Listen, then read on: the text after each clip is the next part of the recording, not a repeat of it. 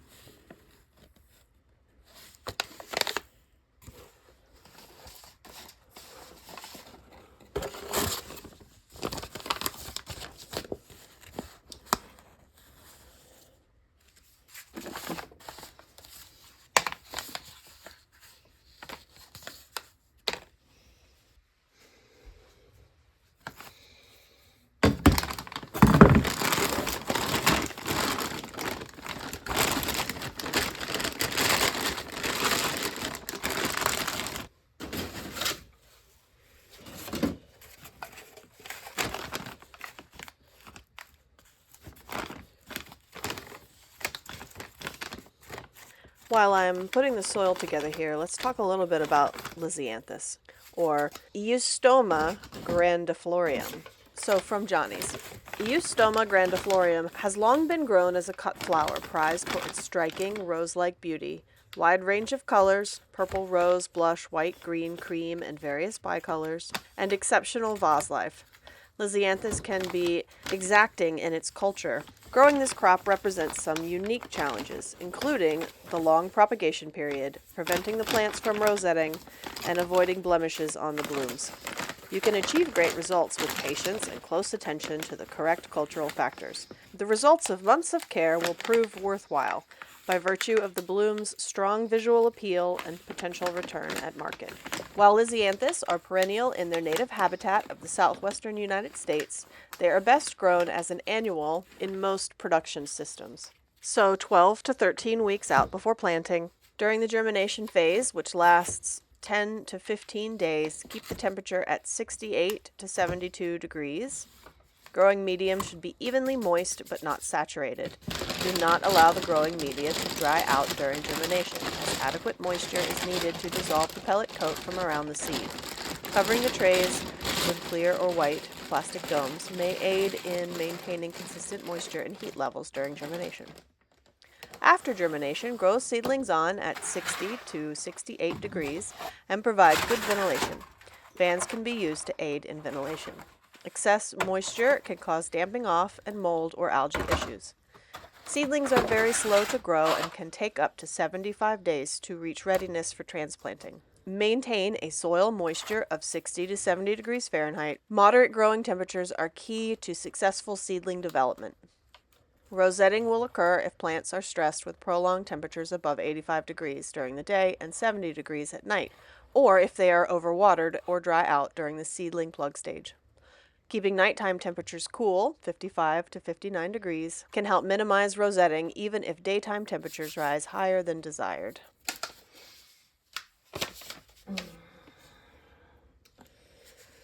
Okay.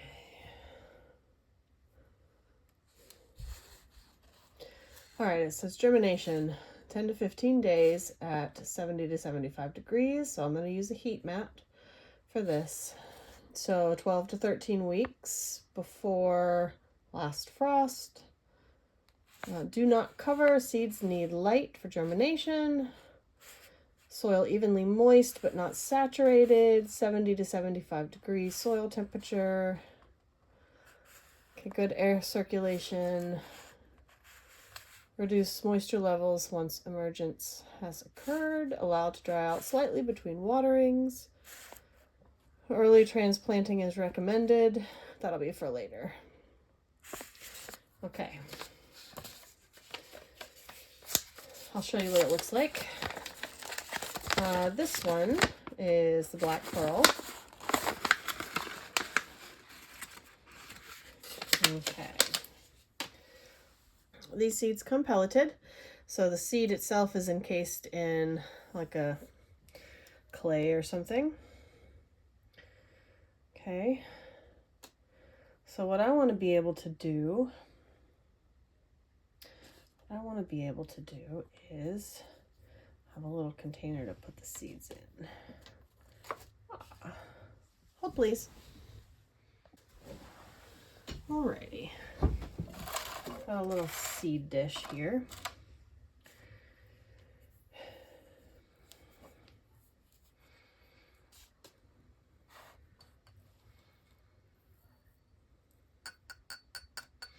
So there should be about 50 at a minimum in this cute little vial.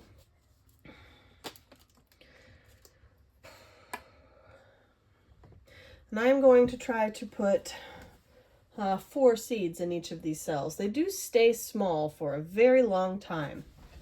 So last time I put 2. There definitely would have been space for more. So let's see what I can do.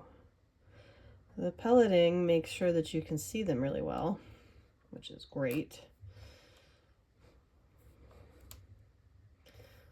Alrighty. Oh, I just crushed that one. Maybe there's a seed in there somewhere. Well,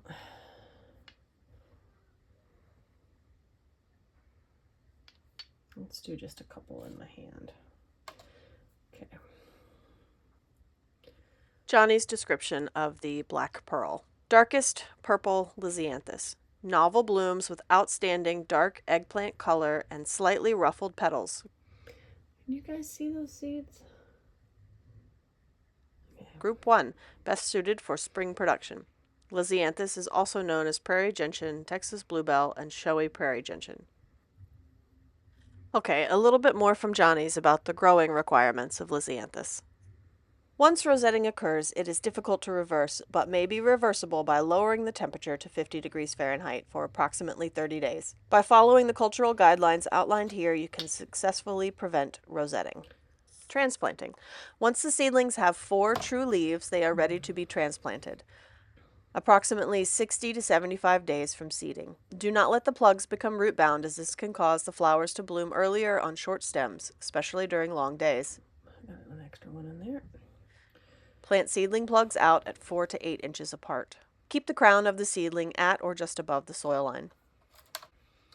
Where's my handy spoon? Okay, so now I can use this to adjust. There we go. Keep temperatures at 75 to 80 degrees during the day and 60 to 65 degrees during the night. Once budding and flowering are initiated, rosetting is no longer a concern and the plants can handle more extreme temperatures and fluctuations. All right, let me put this other one here. So I am sort of tamping the soil down a little bit on the top just to make sure that it's sort of firm and level on the surface, but I'm also using my fingers to make sort of a 4-quadrant. I don't know if you can see that. Lift this up here.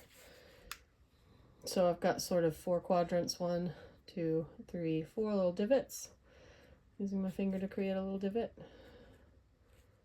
as I sort of press these down. This is clearly not necessary, but I find that it helps the seed, if you're not going to cover it, it helps the seed from shifting position. All right.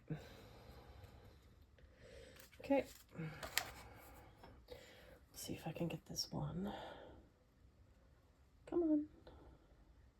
Come on, come on, come on, come on. There we go. Okay, one there. And to continue, do not let the plants dry out. Keep the soil evenly moist but not saturated. To prevent flowers from getting scorched by high light levels and warm temperatures, a light shade cloth can be used. Man, I'm just dropping way too many. So, in short, I start these in late January or early February, grow them in my sunroom. I start them on a heat mat, which keeps the temperature warm until they germinate, and then I take them off the heat mat, and the ambient temperature in my sunroom is about 68 degrees, between 65 and 68 degrees. Spring stays fairly mild around here, so that allows for, at transplant time, the outdoor temperature is still below 80 degrees, and at night, definitely 60 or lower. And that usually goes until about June once they have started to make bloom stalks, and then they're fine. So the New England spring has perfect temperatures to grow these on once I've transplanted them outside. It's just a matter of getting them to germinate and grow on as small seedlings, and they are very tiny when they are small, and they grow very slowly, and they will stay small forever. And then when you go to put them in the ground, you're like, this tiny little plant, there's no way. And then it grows, and it's fine. So hopefully this year I'll have the same level of success that I did last year, and I'll get beautiful blooms. Now, I'm not growing any of these to sell. I'm just growing them for my own enjoyment of their beauty and for the challenge. Okay. I'm going to need, I think, one more. And I got to put tags in.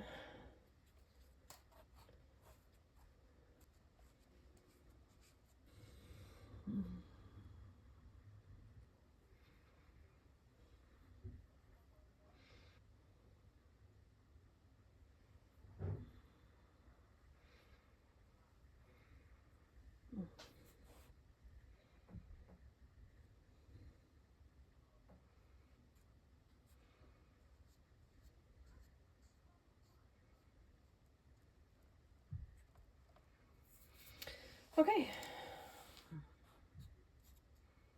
That's fine. It doesn't need to be perfect. Right? Am I right? It doesn't need to be perfect. All right, now, what it does need to be is labeled.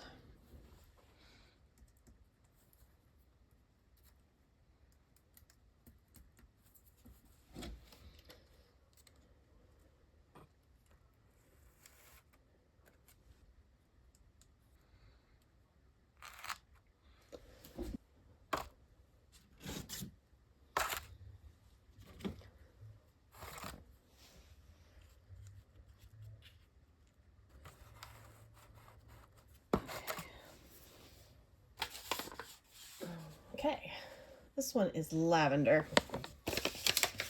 The process is the same.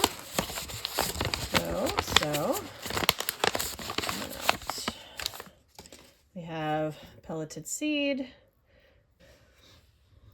This may not work better. 1, 2, 3. Oh. 1, 3. Oh, gosh. This is just not any better. There's like... Oh. Okay. Sit. Let's see what we can do here. Guess I can put that one over here. I can get one of these to go there. I have to move 2 of these. There we go. Success. Sort of.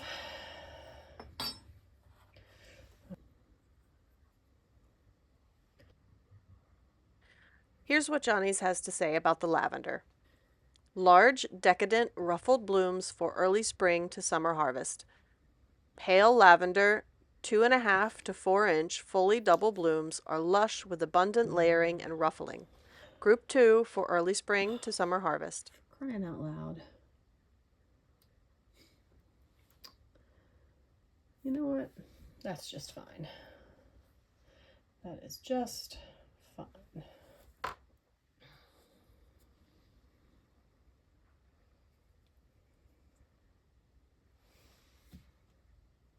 All right.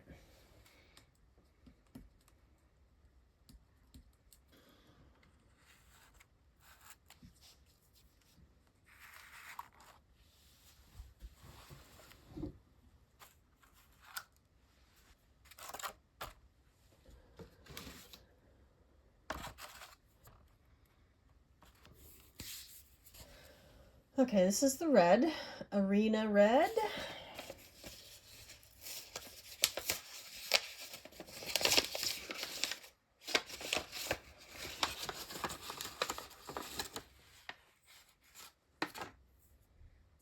Oh, these are white pelleted this time.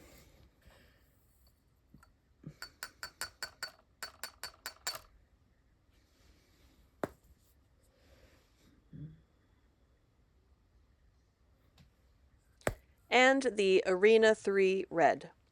Blooms are reminiscent of an antique tea rose. Buds are light green with pink edging. As blooms mature, light green turns to light pink, and the edging deepens into a dark rose color. 2 to 3 inch fully double flowers. I'm trying my hardest to put only one seed in each little spot. But it is not all that easy.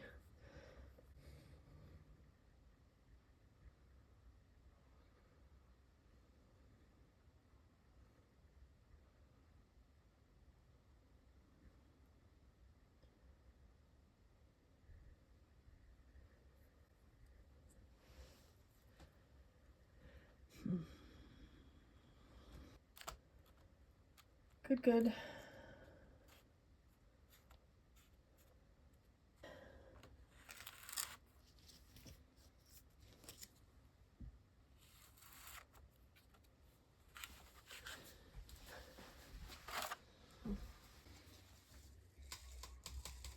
What you see me adding here is a layer of fine vermiculite.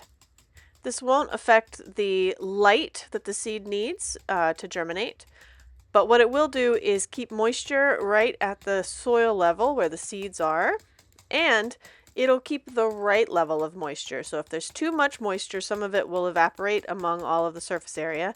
And these little granules, they hold on to moisture a little bit too. So this vermiculite keeps just the right amount of moisture right at the soil surface level.